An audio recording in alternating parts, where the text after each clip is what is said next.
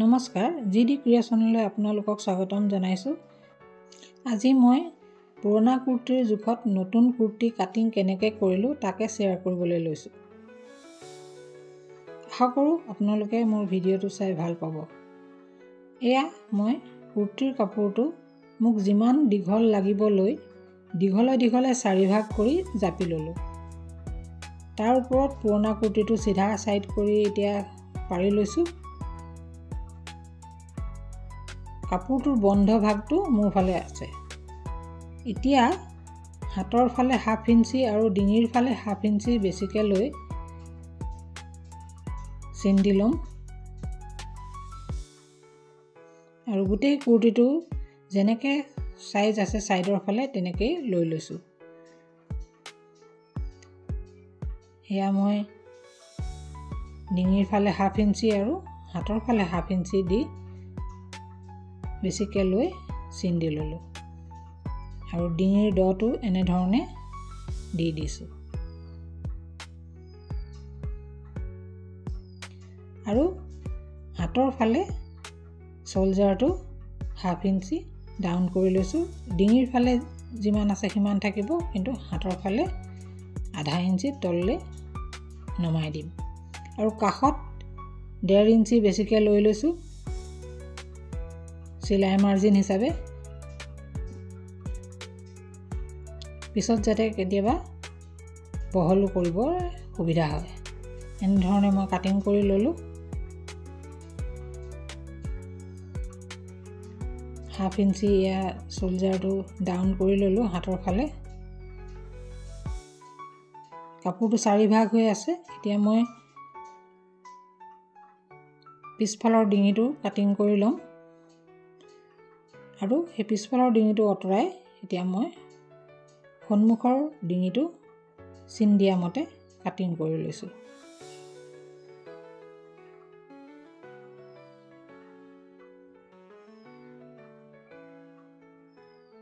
আৰু front আৰ্মহোলত 1/2 inch এনেধৰণে cutting কৰি ল'লোঁ।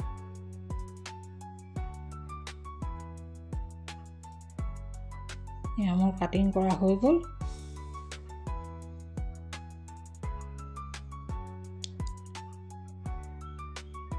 এটা বেক সাইড আৰু এটা ফ্ৰণ্ট সাইড কাটিং কৰা হৈ গ'ল। এইটোকে পাৰি মই এতিয়া এটা বেলেগ কাপোৰ কাটিং কৰি ল'ম।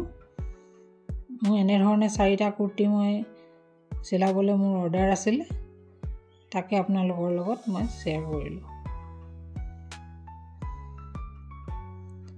মই এতিয়া পাৰি ল'লোঁ, বেক সাইডটো পাৰি লৈ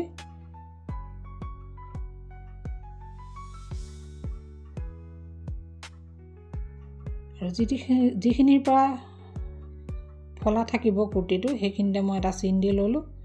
সেইখিনিৰ পৰা মোৰ অ'পেন থাকিব, যাতে চিলোৱাৰ সময়ত সেইটো ভুল নালাগে, সেইকাৰণে মই চিন এটা দি ল'লোঁ।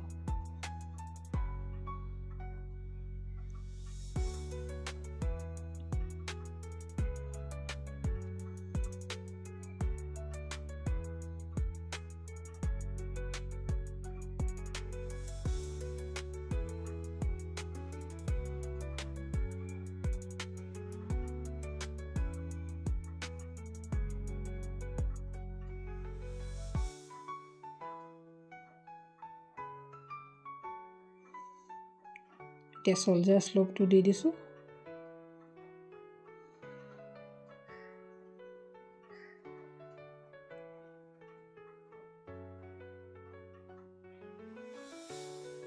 এতিয়া মই ফ্ৰণ্ট সাইডটো পাৰি পেলাই ফ্ৰণ্ট সাইডটো কাটিং কৰি ল'ম।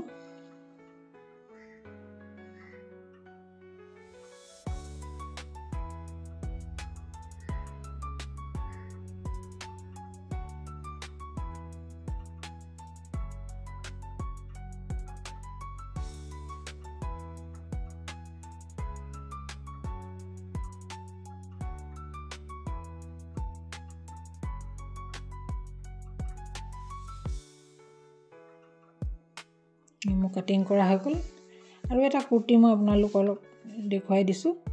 এইটো এনেকৈ ইফালে 1/2 ইঞ্চি, ডিঙিৰ ফালে 1/2 ইঞ্চি আৰু কান্ধৰ ফালে হাতৰ ফালে 1/2 ইঞ্চি লৈ মই এনেধৰণে চিন দি লৈছোঁ। হাফ ইঞ্চি বঢ়াই লৈছোঁ। এইটো চিলাই মাৰ্জিনত হিচাপে চিলাইত সোমাই যাব আৰু এইটো এ শেপ কুৰ্তি, সেইকাৰণে কঁকালৰ ওচৰৰ পৰা শেষলৈকে এ শেপতে কাটি ল'ম। ডিঙিটো যিমান আছে সিমান লৈ চিন এটা দি ল'লোঁ। ফ্ৰণ্টৰ ডিঙিটোৰো মই চিনটো দি লৈছোঁ আৰু এই হাফ ইঞ্চিকেইটা ভিতৰত চিলাওঁতে সোমাই যাব আৰু এজ ইট ইজ কুৰ্তিটো হ'ব। ছাইডৰ ফালে মই 1.5 ইঞ্চি বঢ়াই লৈছোঁ টান ঢিলা কৰিবৰ কাৰণে আৰু তলৰ ফালে যিমান দীঘল আছে তাতকৈ 2 ইঞ্চি বঢ়াই লৈছোঁ। যিমান দীঘল কুৰ্তিটো আছে তাতকৈ মই 2 ইঞ্চি বঢ়াই লৈছোঁ। ওপৰ ফালে হাফ ইঞ্চি আৰু তলত মুটুকাবৰ কাৰণে 1.5 ইঞ্চি লৈ মই কুৰ্তিটো কাটিং কৰি লৈছোঁ। এনেধৰণে শোল্ডাৰটো ডাউন কৰি লৈছোঁ।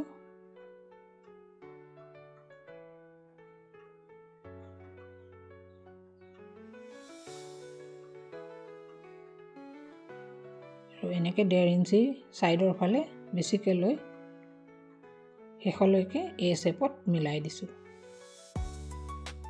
ফ্ৰণ্ট নেকটো কাটিং কৰি ল'ম।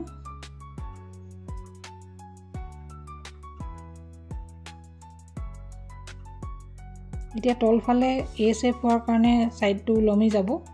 ওলমি যোৱাৰ কাৰণে মই 1 ইঞ্চি ছাইডৰ ফালে কাটিং কৰি লৈছোঁ যাতে পিন্ধিলে ওলমি নাযায়।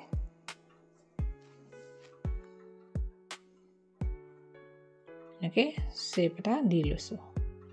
এয়া মোৰ কাটিং কৰা হৈ গ'ল। এতিয়া মই এইকেইটা চিলাই কৰি ল'ম। পুনৰ লগ পাম এটা নতুন ভিডিঅ'ৰ সৈতে। আজিলৈ আহোঁ।